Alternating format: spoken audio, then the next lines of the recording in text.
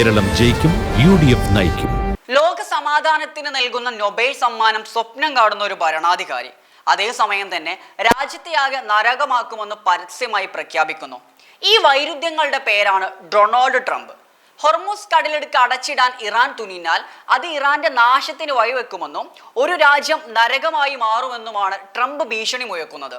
ഇറാന്റെ അടിസ്ഥാന സൗകര്യങ്ങളായ പവർ പ്ലാന്റുകളും പാലങ്ങളും തകർക്കാൻ താൻ മടിക്കില്ലെന്നും അദ്ദേഹം കഴിഞ്ഞ ദിവസം വ്യക്തമാക്കിയിരുന്നു. ഇത്തരം ആധിപത്യ സ്വരങ്ങൾ ആദ്യമായിട്ടല്ല, നിരന്തരമായി ആവർത്തിക്കുകയാണ് അദ്ദേഹം. എന്നാൽ ഈ ലോക രാജാവ് ചമയിൽ ഇനി ലോകത്തിന് മുൻപിൽ വില പോവില്ല എന്ന ഉറച്ച നിലപാടിലാണ് ഇറാൻ. സിവിലിയൻ മേഖലകളെ ആക്രമിക്കുമെന്ന ട്രംപിന്റെ ഭീഷണി അന്താരാഷ്ട്ര നിയമങ്ങളുടെ നഗ്നമായ ലംഘനമാണ് എന്ന് ഇറാൻ തുറന്നടിക്കുന്നു. ലോകത്തെ എണ്ണ വ്യാപാരത്തിന്റെ വലിയൊരു ഭാഗവും കടന്നുപോകുന്നത് ഹൊർമൂസ് കടലിടുക്കിലൂടെയാണ്. ഇവിടെ ഇറാൻ നിയന്ത്രണം ഏർപ്പെടുത്തിയാൽ ഇറാന്റെ നാശത്തിന് അത് കാരണമാകും എന്നാണ് ട്രംപിന്റെ മുന്നറിയിപ്പ്. വെറുതെ ഒരു ഭീഷണിയല്ല അദ്ദേഹം മുഴക്കിയത്. ഒരു രാജ്യത്തിന്റെ നിലനിൽപ്പിന് തന്നെ ആവശ്യമായ പവർ പ്ലാന്റുകളും പാലങ്ങളും അടക്കമുള്ള അടിസ്ഥാന സൗകര്യങ്ങൾ തകർക്കുമെന്നാണ്.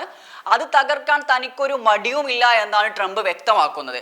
ഒരു ജനതയെ ആകെ ഇരുട്ടിലാക്കുമെന്നും പട്ടിണിയിലാക്കുമെന്നുള്ള ഈ വെല്ലുവിളി ഒരു ഭീരുവിന്റെ ശബ്ദം കൂടിയാണ്.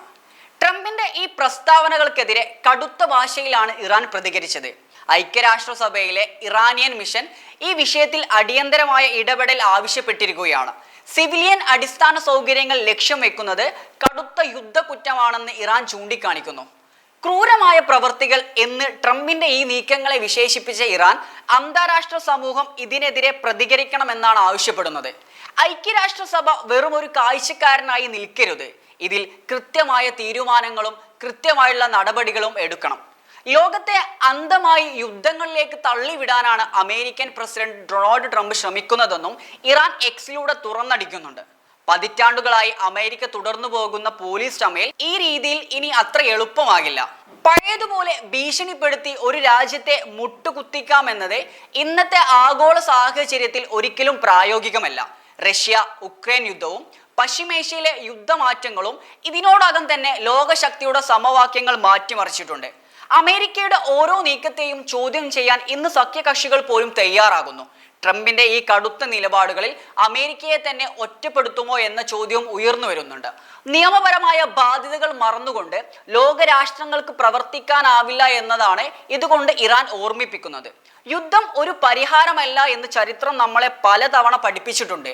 എന്നാൽ ഒരു വൻ ശക്തിയുടെ തലവൻ എന്ന നിലയിൽ ട്രംപ് നടത്തുന്ന ഈ വെല്ലുവിളികൾ ലോക സമാധാനത്തിന് തന്നെ ഭീഷണിയാണ്. പഴയ കാലത്തെ പോലെ തന്നെ ഭീഷണിപ്പെടുത്തിയും ഉപരോധങ്ങൾ ഏർപ്പെടുത്തിയും ഒരു രാജ്യത്തെ പാപ്പരാക്കാമെന്ന അമേരിക്കയുടെ ആധിപത്യ സ്വരം ഇനി ലോകത്തെ ഒരു രാജ്യത്തിന് മുൻപിലും വില പോവില്ല എന്നതാണ് യാഥാർത്ഥ്യം. ഇന്ന് ലോകം മാറിക്കഴിഞ്ഞിരിക്കുന്നു. രാജ്യങ്ങൾ തമ്മിലുള്ള സാമ്പത്തിക ബന്ധങ്ങളും സൈനിക കൂട്ടായ്മകളും പുതിയൊരു തലത്തിലേക്കാണ് മാറിയിരിക്കുന്നത്. ശക്തിയുടെ ഭാഷയല്ല, മറിച്ച് സഹകരണത്തിന്റെ ഭാഷയാണ് ഇന്നത്തെ ലോക സമാധാനത്തിന് ആവശ്യം. സമാധാനപരമായ ചർച്ചകളിലൂടെ പരിഹരിക്കേണ്ട വിഷയങ്ങളെ ആയുധം കൊണ്ടും ഭീഷണി കൊണ്ടും നേരിടാമെന്ന വാശി ലോകത്തിന് മുൻപിൽ ഒരിക്കലും ഗുണകരമല്ല. ഈ സ്ത്രീകൾക്ക് സൗജന്യ യാത്ര, അതാണ് UDFന്റെ ഇന്ദിരാ ഗ്യാരണ്ടി. ഇത് സ്ത്രീകൾക്കുള്ള UDFന്റെ ആദരവാണ്. സ്ത്രീകൾക്ക് KSRTC ബസ്സുകളിൽ സൗജന്യ യാത്ര. ഇത് UDFന്റെ ഇന്ദിരാ ഗ്യാരണ്ടി. ഇനി ജനങ്ങൾ ജയിക്കട്ടെ. കേരളം ജയിക്കും, UDF നയിക്കും.